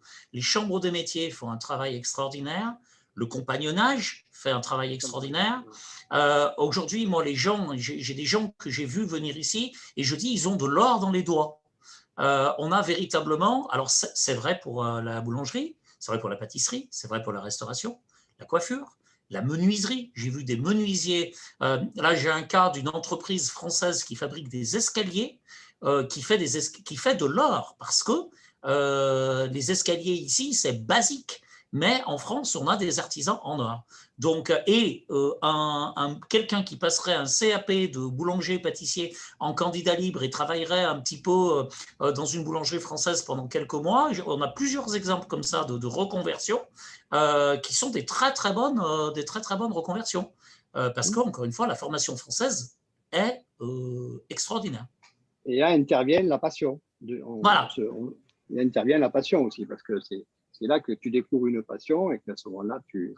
Et puis en faisant la formation, tu verras en plus si ça te plaît. Je veux dire très concrètement, en faisant la formation, tu verras si ça te plaît, si tu travailles et si tu arrives à trouver travailler un petit peu en boulangerie avec un boulanger ou en pâtisserie, c'est là où vous verrez si ça vous plaît. Donc, et en plus, en France, elles coûtent quasiment rien ces formations. La même chose ici, donc il y a une formation de boulanger qui se fait à Orlando dans le cadre de Valencia College, c'est quelque chose comme $20,000 l'année. En France, c'est quasiment gratuit. Vous pouvez même faire prendre ça dans les, je ne sais plus comment ça s'appelle, les congés formation, les DIF, les je ne sais pas quoi. Oui, donc, je veux dire, n'hésitez pas. Charles, tu prends une dernière question? Une toute petite minute, voilà, c'est pour ça que je vais poser une question très simple. Avez-vous une fermeture hebdomadaire? Moi, je viens de la faire sauter. Donc, ça fait quoi, 1 mois où on est ouvert 7 jours sur 7. On avait la demande et on a du personnel qui tourne. Donc, moi, je me repose. Il n'y a pas de souci. J'ai 2 jours, 2 jours et demi en fonction du travail qu'il y a en début de semaine. Mais il n'y a aucune problématique pour travailler comme on veut. Non, ici, oui, moi j'ai gardé le lundi. Moi j'ai toujours mon lundi de fermeture, les 2 affaires. Parce que comme ça, si on a besoin de faire des choses en famille, on a toujours le lundi de repos ensemble. Et par contre, ce que je voulais dire aussi, c'est que j'habite pas loin du golfe du Mexique, mais j'ai pas eu trop le temps depuis que je suis ici d'aller me baigner au golfe du Mexique. J'ai dû peut-être y aller 3-4 fois, peut-être. Parce que quand on est pris… Ouais, non, mais c'est vrai. Après, voilà. Mais maintenant, je viens d'avoir je viens d'embaucher et j'espère pouvoir en profiter un peu plus le golfe du Mexique et le golfe. Ça, c'est… Il faut prendre du temps, c'est vrai. Ouais. Mais bon, okay.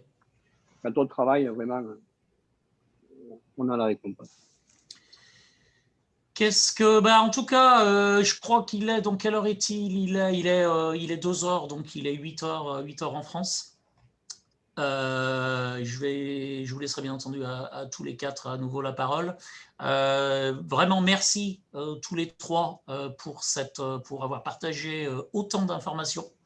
Là, je pense que les personnes qui auront participé, s'ils avaient ce type de projet, honnêtement, vous leur avez donné de l'or en barre au niveau information. Donc non, c'était vraiment extraordinaire. Merci à tous ceux qui ont participé, qui ont suivi le webinaire. Donc, je pense qu'on verra ça donc avec Charles pour vous envoyer un email avec un lien de replay pour le mettre sur nos différents réseaux sociaux. Charles? Alors, j'aimerais dire aussi qu'il sera rediffusé très bientôt sur notre chaîne YouTube, notamment Framco, tout simplement, sur YouTube, où vous pouvez nous retrouver. Et un grand merci à nos 3 intervenants, Olivier, Stéphane et Joël, qui nous ont donné plein d'informations aujourd'hui et qui, je pense, ont donné envie à beaucoup de personnes de déménager aux États-Unis. Voilà. Un petit mot chacun? Oui, moi je peux dire, écoutez, si jamais moi je suis ouvert à tous et si moi je peux aider, c'est avec grand plaisir. Si vous avez des questions, je peux les répondre aussi parce que en tant que boulanger, on est des confrères, on n'est pas des concurrents. Et si on peut aider sur des renseignements utiles, c'est avec grand plaisir, du vécu, il n'y a pas de problème.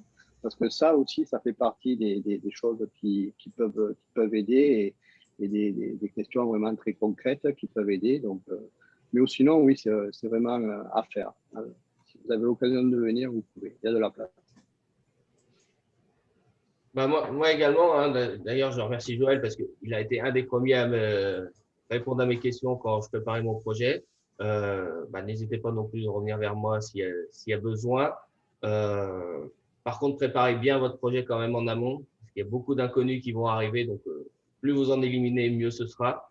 Et puis, voilà, quoi. N'hésitez pas. Oui, combien de temps ça a duré, toi, Stéphane? Pareil que moi, à peu près.